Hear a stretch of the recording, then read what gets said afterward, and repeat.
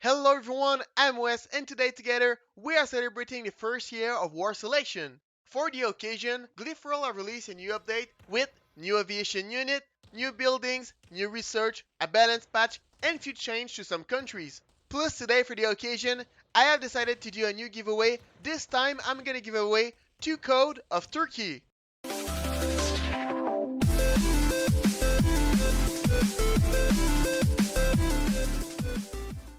Here we go. So let's start with the first aviation unit of the Industrial Revolution. It is the Light Jet Fighter. This plane will last 60 seconds to spawn, 4 population, 350 of food, 400 of wood, and 250 of metal. Now let's take a look at his stat.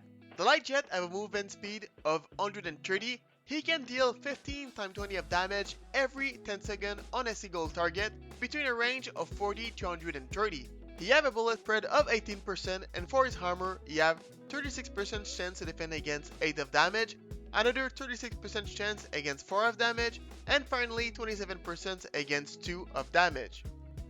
Considering his low amount of hit point and his low armor, I think the light jet will only be able to fight his own kind, that's mean other light jet or light bombers. Another option you can have with the light jet is to harass the navy of your enemy. For example, you can try to destroy the fishing boats. Something is sure, against terrestrial unit, I would rather use some light bomber as they are more efficient. The next aviation unit is the bomber. The bomber will take 90 seconds to spawn, 7 of population, 400 of food, 1.2k of wood, and 600 of metal. The bomber can move at a speed of 140 and deal 200 times 3 of damage every 10 seconds between a range of 30 and 50. He have a bullet spread of 50%, and for his armor, he have 60% chance to defend against 8 of damage, 30% chance against 4, and 10% against 2. The bomber, aka the Dead from Above, is probably the best aviation unit of the moment. He have a good resistance against anti-air towers, and by bombarding 2 to 3 times an anti-aircraft depending the level of the anti-air, he is able to destroy it. That means he's gonna be able to deal significant damage to the enemy base, but do not worry about your city hall because the bombers and the jet cannot attack your main building. And finally, you can also use it with caution to harass terrestrial and navy unit.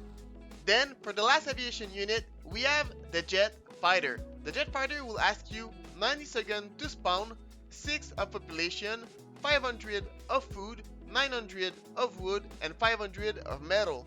He have a very impressive movement speed of 160 and can deal 18 times 20 of damage every 10 seconds between a range of 40 to 150. He have a bullet spread of 15% for the ground and 20% for the aviation, and his armor will protect him 60% against 8 of damage, 30% against 4 of damage, and 10% against 2. With his extremely fast movement speed, the fighter jet will be very good at finding and destroying all the fishing boats of your enemy. You can also try to kill some workers with them, but personally I will use some bombers to try to kill terrestrial units as they are way more efficient. Obviously, the jet fighter will be the best unit to take aerial fight and defend your bombers. Now that we are done with the aviation unit, let's start with some change with Germany.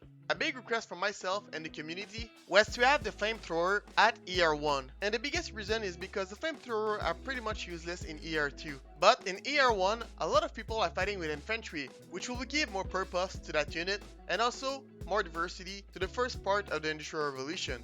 Good news, they are now ER1. Bad news, all the community, myself, and the dev did forget of without the armor, those units actually can kill each other. And so it is important to keep those ER1 because they're gonna be very useful, but they're gonna need to remove the friendly fire of the Flamethrower, like if they were upgraded with the ER2 armor.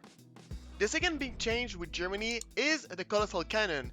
The Colossal Cannon finally do some decent damage with 300 of damage and a bullet spread of 11%. It is a very good buff who was actually asked by the community, and I can't wait to see it in action. Also, another little change is for the mouse tank, the heavy tank research is now necessary to be able to unlock the mouse tanks.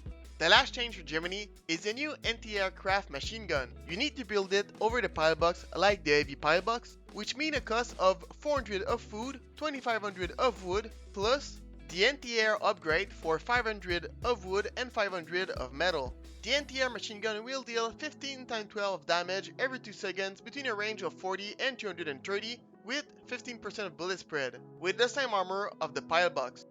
Now let's pass to Turkey and Russia. Those two countries will have anti-aircraft gun, which will cost 1000 of wood and 400 of metal. The anti-aircraft gun will deal 50 of damage every 3 seconds between a range of 40 and 230 with a bullet spread of 18%. For his armor, he have 70% chance to defend against 12 of damage and 30% chance against 8 of damage. But it is not all, because it can be upgraded at the second industrial revolution. With this upgrade, he can deal 60 of damage every 2 seconds with a bullet spread of 15%. He will have 97% chance to defend against 30 of damage and 3% chance against 5 of damage like the pillbox. You will notice that all upgraded anti-aircraft have the same armor as a pillbox. I believe it's going to be balanced eventually, as a pillbox costs way more resources and should be superior as a defensive building. The anti-aircraft gun is dealing a good amount of damage to the enemy planes, but I personally find that the anti-aircraft machine gun is actually better against plane, and the anti-aircraft guns actually better against balloon. I believe it is due to the splash damage of the anti-air gun, which is a good defense against metal balloon and aerostat like this group. And now we have the anti-aircraft machine gun. It is available for Great Britain and India, but India only have access to the ER1 version. The initial cost will be 1000 of wood and 400 of metal. It will give us the first anti-aircraft machine gun, which can deal 15 x 8 of damage on a single target every 3 seconds, between a range of 40 to 230 with a bullet spread of 15%.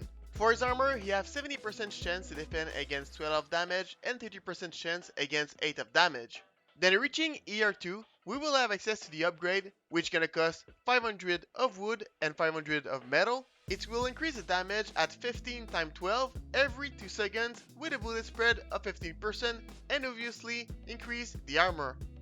Another very nice thing about Great Britain is they are able to upgrade their seafort into anti-aircraft seafort for a cost of 300 of metal, but that upgrade is only available at the second industrial revolution. And now, let me show you how efficient the anti-aircraft machine gun is good against plane. The bombarder did not even have the chance to make a full rotation to try to bombard again my anti-air seafort. Another big change, but this time with India, the Fury of Durga is now available for the first industrial revolution. That was probably the update I was actually really waiting for, because I do love to play India. And I got to admit, I let myself go a little bit too much with this one. But honestly, it is a very nice move they did over there, because now the Fury of Durga is actually useful. But it is not all, because the Fury of Durga have an upgrade at ER2, which will allow the Tiger to deal 14 of damage instead of 11, but for the high cost of 3000 of food. There is also a new upgrade available for the Elephant, which is called Training Standard. It is giving us the possibility to create Elephant for a cheaper cost. This upgrade is asking 2000 of food and 1000 of wood. And now to celebrate the first year of War Selection, and also to say a big thank you to everyone who is supporting me, I'm gonna give away 2 codes of Turkey. To participate, give a like to the video, subscribe to my channel, and let me know what you think about the last update of War Selection. Also, I want to say a big thank you to Solomon Raz and Commander who helped me with the cinematic of that video. Their link is in my description with my Twitch channel and my Discord channel. And on that, I'll see you in the next one.